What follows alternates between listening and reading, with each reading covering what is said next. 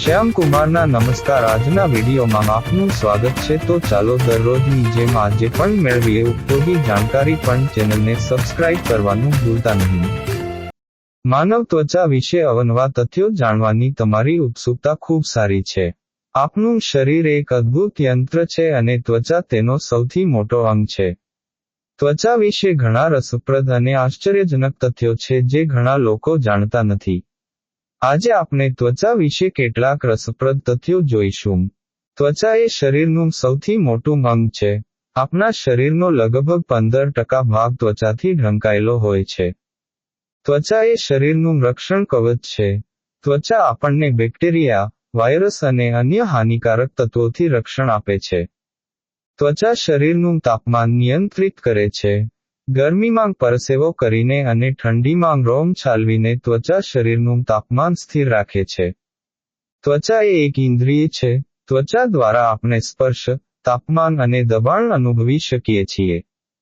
ત્વચા વિટામિન ડીનું ઉત્પાદન કરે છે.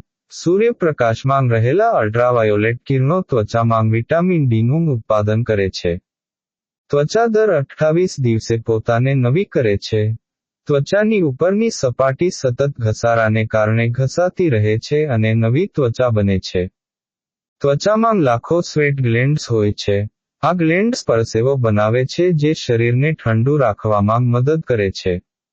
ત્વચામાં મેલાનિન નામનું રંગદ્રવ્ય હોય છે. મેલાનિન ત્વચાને રંગ આપે છે અને સૂર્યના હાનિકારક કિરણોથી રક્ષણ આપે છે.